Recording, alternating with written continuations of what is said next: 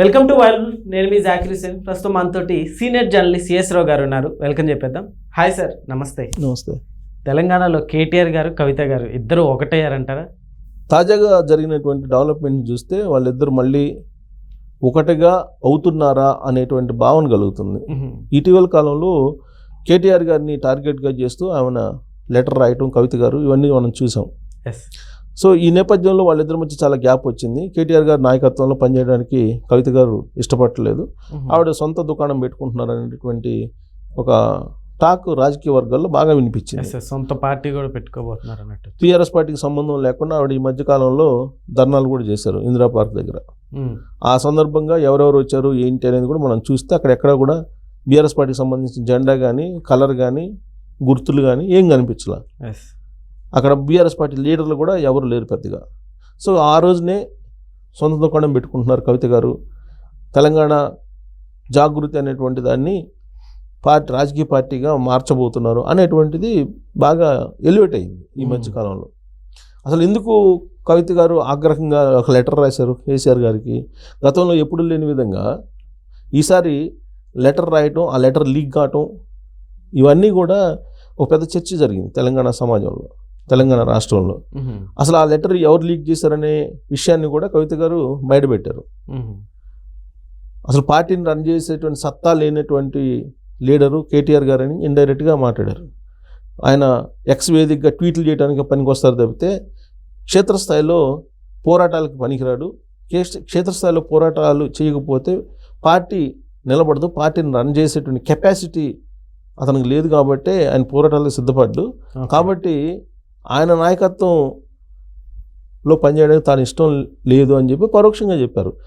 ఎలా చెప్పారు పరోక్షంగా? నేను కేసీఆర్ గారి నాయకత్వంలో మాత్రమే నేను పనిచేస్తా, కేసీఆర్ నాయకత్వాన్ని నేను సమర్థిస్తా, కేసీఆర్ నాయకత్వంలోనే రాజకీయాలు నడుపుతా అని చెప్పారు. అంటే దాని అర్థం ఏంటి? ఇంకొకరి నాయకత్వం నేను పనిచేయను అనే అర్థమే కదా.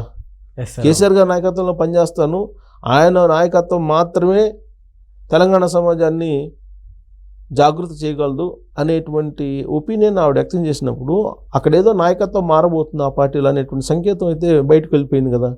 ఒకవేళ నాయకత్వం మారితే ఎవరికి పార్టీ బాధ్యతలు అప్పచెప్పే అవకాశం ఉందంటే కేటీఆర్ గారికి అనేది అందరికీ తెలిసినటువంటి విషయమే.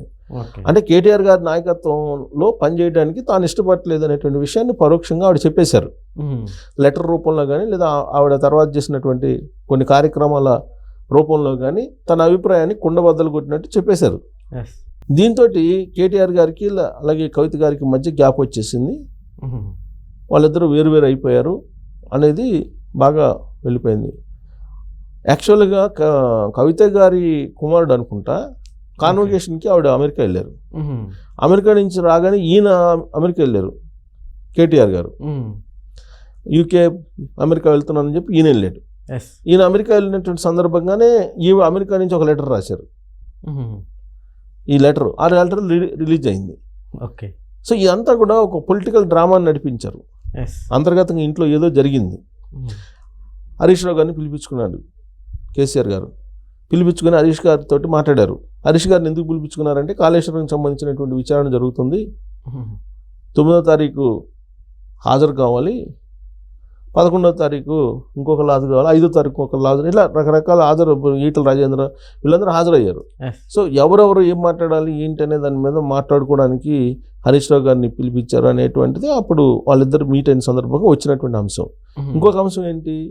అంతర్గతంగా బీఆర్ఎస్ పార్టీలో కుటుంబ వివాదాలు రేకెత్తాయి, దాని గురించి మాట్లాడటానికి హరీష్ గారిని పిలిపించారు కేసీఆర్ గారు అనేటువంటిది వినిపించింది. ఇదే సందర్భంలో హరీష్ రావు గారు చిన్నజీఆర్ స్వామి దగ్గరికి వెళ్ళారు. చిన్నజీఆర్ స్వామి దగ్గరికి ఎందుకు వెళ్ళారు అని అంటే, చిన్నజీఆర్ స్వామి గారికి కేసీఆర్ గారికి మధ్య కొంత గ్యాప్ వచ్చింది. ముచ్చింతల్లో రామాంజలాచారు విగ్రహం ఆవిష్కరణ, ఆ ఆవిష్కరణ సందర్భంగా నరేంద్ర మోడీ గారు వచ్చిన సందర్భం అది. అప్పుడు శిలాఫలకం మీద ఈయన పేరేదో లేదు అనేటువంటి ఉద్దేశంతో ఆ రోజు నుంచి చిన్నజీఆర్ స్వామి గారికి అలాగే కేసీఆర్ గారికి మధ్య గ్యాప్ వచ్చింది అనేది ఒకటి వినిపిస్తూ ఉంది చాలా కాలంగా. దానికి తగిన విధంగా కూడా జరిగినట్టు కార్యక్రమాలు ఉన్నాయి. ఎందుకంటే యాదాద్రి ప్రారంభోత్సవానికి చిన్నజీఆర్ని పిలిపించలేదు. యాక్చువల్గా దానికంటే ముందు అక్కడ యాదాద్రి అని పేరు పెట్టిందే చిన్నజీఆర్ స్వామి దానికి. అంతకుముందు యాదగిరి గుట్ట అనేది, గుట్ట అనేవాళ్ళు. సో దాన్ని యాదాద్రి కింద మార్చేసి తిరుమలకు పోటీగా దాన్ని డెవలప్ చేయాలనేటువంటి ఉద్దేశంతో ఒక డిజైన్ తయారు చేయించి వీళ్ళిద్దరు కలిసి ఒక ఫ్లైట్లో వెళ్ళి తిరిగి ఇవన్నీ ఏదో చేశారు అప్పుడు. అంత సన్నిహితంగా ఉండేటువంటి వాళ్ళు. మొత్తం చిన్నజీఆర్ స్వామి గారి ఆధ్వర్యంలోనే ఆ యాదాద్రి మొత్తం జరగాలి అనేటువంటిది ఆయన సంకల్పించారు కేసీఆర్ గారు. అయితే తీరా దాన్ని ప్రారంభోత్సవానికి కూడా ఆయన పిలవాల. కారణం ఏంటంటే ముచ్చతులు సందర్భంగా జరిగినటువంటి కొన్ని గ్యాప్స్. సో ఈ కారణంగా అటు కేసీఆర్ గారు ఇటు చిన్నజీఆర్ స్వామి వేరువేరుగా ఉంటున్నారు. ఎందుకు వీళ్ళిద్దరి మధ్య అనుబంధం ఉందంటే ఈయన చండీ యాగాలు, సహస్ర చండీ యాగాలు, రాజశ్యామల యాగం ఇవన్నీ చేస్తూ ఉంటారు కేసీఆర్ గారు. వీటన్నిటిని ఈయన ఆధ్వర్యంలోనే చేయించేవాళ్ళు, ఈయన ఇచ్చే సలహాల మేరకు చేయించేవాళ్ళు కేసీఆర్ గారు అనేది ఒకటి ఉండేది. సో అసలు ఈ మధ్యకాలంలో వీళ్ళిద్దరి మధ్య గ్యాప్ వచ్చేసింది. ఈ గ్యాప్ రావడంతో ఈ కొన్ని రాజకీయంగా కూడా నష్టపోయాం అనే భావనకి కేసీఆర్ గారు వచ్చారు. అందుకే మళ్ళీ చిన్నజీఆర్ స్వామిని మళ్ళీ దగ్గరగా చిన్నజీఆర్ స్వామి ఆశీస్సులు తీసుకోవడానికి హరీష్ రావుని దూతగా పంపించారు అనేది ఒకటి. సో పూజలు పునస్కారాలతోటే మంత్రాలతోటే సమస్యలు పరిష్కారం అవుతాయని చెప్పేసి నమ్మినటువంటి లీడర్ ఎవరైనా ఉన్నారంటే కేసీఆర్ గారు. ఈ విషయాన్ని నేను చెప్పడం కాదు, ప్రధానమంత్రి నరేంద్ర మోడీ గారు చెప్పారు. ఎన్నికల సందర్భంగా ఆయన తెలంగాణ వచ్చి మూఢనమ్మకాలను పెంచి పోషిస్తున్నాడు కేసీఆర్ గారు అని చెప్పి ఆయనే చెప్పారు నరేంద్ర మోడీ గారు. సరే, మూఢనమ్మకాలు అంటే కొంతమంది నమ్ముతారు, కొంతమంది నమ్మరు. ఆయన పూజలు పునస్కారాలు యాగాలు చేసి సక్సెస్ అయ్యారని చెప్పి చాలామంది నమ్ముతూ ఉంటారు. కారణం ఏంటంటే 2014లో ఆయన ముఖ్యమంత్రి అయ్యారు చాలా బొటాబొటీ మెజార్టీ తోటి. 64 మంది మాత్రం ఎమ్మెల్యేలు, ఇంకా 5 ఎమ్మెల్యేలు పోతే ఆయన ప్రభుత్వం పడిపోయింది.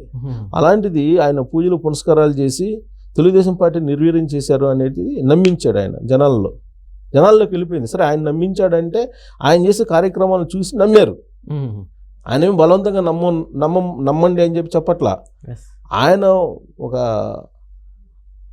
ముఖ్యమంత్రిగా ఉన్నారు కాబట్టి ఆయన చేసేది చేస్తారు కదా, యథా రాజా తదా ప్రజ అంటారు. అలాగే 2018లో రెండోసారి ముఖ్యమంత్రి అయిన తర్వాత మళ్ళీ అదే యాగాలు చేసేసి కాంగ్రెస్ పార్టీని బలహీనపరిచారు. సో ఇదంతా యాగాల కారణంగానే ఈయన బలపడుతున్నారు రాజకీయంగా అనేటువంటి భావాన్ని తెలంగాణ లీడర్ల మధ్యలోకి, తెలంగాణ ప్రజల మధ్యలోకి తీసుకెళ్లారు. దీంతో ఆయన చూసినటువంటి వాళ్ళు మిగతా లీడర్లు కూడా యాగాలు యజ్ఞాలు చేయటం మొదలుపెట్టారు. కాకపోతే వీళ్ళ పిచ్చి పీక్స్కి వెళ్ళిపోయింది. దాంతో ప్రకృతి బహుశా నేను అనుకోవటం ఆక్రోపించింది. సీన్ కట్ చేస్తే 2023 ఎన్నికల్లో అసెంబ్లీ ఫామ్ హౌస్కి పరిమితం చేశారు. అసెంబ్లీ నుంచి ఆయన ఫామ్ హౌస్లో ఉన్నారు. ఇప్పుడు ఆయన ప్రతిపక్ష నాయకుడిగా ఉన్నప్పటికీ కూడా అసెంబ్లీకి కూడా పోవట్లే ఆయన. సో ఇప్పుడేంటి, ఈ ఫ్యామిలీ గొడవలు వచ్చినాయి, అసలు పార్టీ ఉంటుందా ఉండదా, ఈ పార్టీ మనుగడ ఏంటి అనేటువంటి పరిస్థితికి వచ్చేసింది బీజేపీలో. మళ్ళీ దీంతో చిరంజీవి స్వామిని ఆశ్రయించారు. సో అందుకే దూతగా ఇప్పుడు హరీష్ రావుని పంపించారు. అసలు ఓన్లీ కేటీఆర్ గారికి కవిత గారికి మధ్య మళ్ళీ సయోధ్య కుదర్చడానికి తన సన్నిహితుడైనటువంటి అతన్ని దయాకర్ రావు గారిని పంపించారు. కానీ ఆ దయాకర్ రావు గారు చేసిన ప్రయత్నాలు ఫలించలా, వాళ్ళిద్దరి మధ్య సయోధ్య కుదిర్చలేకపోయారు. రెండో అస్త్రంగా చిరంజీవి స్వామిని ప్రయోగించాలనే ఉద్దేశంతో ఈయన ద్వారా వాళ్ళిద్దరి మధ్య సయోధ్య కుదిర్చడానికి ప్రయత్నం చేశారు. కొంతమేరకు వీళ్ళిద్దరిని కొంచెం అతికించగలిగారు అనేటువంటి భావన ఇప్పుడు కలుగుతుంది. దానికి తగిన విధంగా ఇప్పుడు కేటీఆర్ గారు 16వ తారీఖున విచారణకు హాజరు కావాలి కదా. కేటీఆర్ గారికి నోటీసులు ఇవ్వడాన్ని తప్పుపడుతూ కవిత గారు మాట్లాడారు. అంటే వాళ్ళిద్దరూ ఒకటయ్యారా మళ్ళీ అనేటువంటి భావన కలుగుతుంది. దీనికి కారణం ఎవరంటే చిన్నజీఆర్ స్వామి వీళ్ళిద్దరిని మళ్ళీ సర్ది నచ్చజెప్పి కలిపెట్టిన ప్రయత్నం చేశారు. అందుకే ఇప్పుడు కేటీఆర్ గారు వాయిస్ కవిత గారు వినిపిస్తున్నారు. వీళ్ళిద్దరు మధ్య మళ్ళీ ఒకటైనట్టు కనిపిస్తుంది. కేసీఆర్ గారు పిలిపించి ఇద్దరిని మాట్లాడారు చిరంజీవి స్వామి గారి ఆదేశాలతోటి అనేది బీఆర్ఎస్ పార్టీలో వినిపిస్తుంది. సార్, ఒకవేళ వీళ్ళిద్దరూ ఒకటైతే మళ్ళీ బీఆర్ఎస్ ఏమన్నా స్ట్రాంగ్ అవబోతుందా తెలంగాణలో? మొన్నటి వరకు వీళ్ళు ఒకటే కదా. కుటుంబ పరంగా కొన్ని విభేదాలు వచ్చినట్టు కనిపించింది మనకి. అసలు ఆ విభేదాలు ఎందుకు వచ్చినాయి ఏంటి అనేది పొలిటికల్గా అంటే కేసీఆర్ గారికి లభించినటువంటి చరిష్మాని పంచుకోవాలనేది ఒకటి కనిపిస్తుంది. తర్వాత ఆర్థికపరమైన అంశాలు, ఈ రెండింటిలో ఏదో ఒకటి అయి ఉండాలి. మరి ఈ రెండింటిని ఏమైనా సర్దుకున్నారా వీళ్ళు అనేది కూడా ఒకటి. చిరంజీవి స్వామి చెప్పింది వినే అవకాశం ఉంది. ఎందుకంటే ఆ ఫ్యామిలీ తోటి ఆయనకి చాలా కాలంగా సంబంధాలు ఉన్నాయి. బహుశా అందుకని కేసీఆర్ గారు ఆయన ద్వారా ప్లే చేసి వీళ్ళిద్దరిని కలిపెట్టిన ప్రయత్నం చేశారా అనేది కూడా వినిపిస్తుంది. సరే, కారణం ఏదైనప్పటికీ కూడా ఇప్పుడు కేటీఆర్ గారికి నోటీసులు ఇచ్చి 16వ తారీఖు విచారణకు రమ్మనడాన్ని ఆవిడ తప్పుపడుతున్నారు. అలాగే ముఖ్యమంత్రి గారిని అన్పార్లమెంటరీ వర్డ్స్ తోటి అసభ్యంగా మాట్లాడినటువంటి కేటీఆర్ గారి మీద ఇప్పుడు కేసు పెట్టారు. ఆ కేసు పెట్టడానికి కూడా ఈవిడ అభ్యంతరం పెడుతున్నారు. అంటే తన అన్న మీద కేసులు పెట్టినా విచారణకు పిలిచినా వ్యతిరేకిస్తున్నారు అని అంటే వీళ్ళిద్దరు మళ్ళా ఒకటి కాబోతున్నారా? ఇప్పుడు రీసెంట్గా ఏంటి, కేసీఆర్ గారిని చంద్రఘోష్ కమిషన్ ఎదుట విచారణకు హాజరు కమ్మన్నారు అని చెప్పి నిరసన వ్యక్తం చేసి ఇందిరా పార్క్ దగ్గర ఆవిడ ధర్నా చేశారు. సో ధర్నా చేసి హడావుడి చేశారు. ఆ సందర్భంగా బీఆర్ఎస్ పార్టీ వాళ్ళు రాలా. అంటే వీడు కొత్తగా దుకాణం పెట్టుకున్నా బీఆర్ఎస్ పార్టీ వాళ్ళు వచ్చే అవకాశం లేదు, మరింత బలహీన పడతామేమో అనేటువంటి ఆందోళనకి ఆవిడ కూడా వెళ్ళిపోయి ఈ సయోధ్యకు ఒప్పుకొని ఉండొచ్చు. సో మొత్తం మీద ఏంటంటే మళ్ళా ఒకటయ్యారు అనేటువంటి ఫీల్ తాజాగా ఆవిడ రెస్పాన్స్ని బట్టి వస్తుంది. దీని వెనక చిన్నజీఆర్ స్వామి వీళ్ళు ఉన్నారు అనేది కూడా తెలుస్తుంది. మరి అది అఫీషియల్ న్యూస్ కాకపోయినప్పటికీ కూడా పార్టీ వర్గాల్లో వినిపిస్తున్నటువంటి మాట అది. సరే, ఎవరు సయోధ్య చేసినా అన్నదమ్ములు, అన్న చెల్లెళ్ళు, అన్నదమ్ములు, కుటుంబీకులు కలిసి ఉండాలని చెప్తే మంచిదే. సో రాబోయే రోజుల్లో కాకపోతే వీళ్ళందరూ ఒకటై తెలంగాణ సమాజాన్ని 2014 నుంచి 2023 వరకు ఏ విధంగా వాళ్ళు ఈ సంపదని దోచేశారో ఆ విధంగా దోచుకోకపోతే మంచిదే. Okay sir, thank you.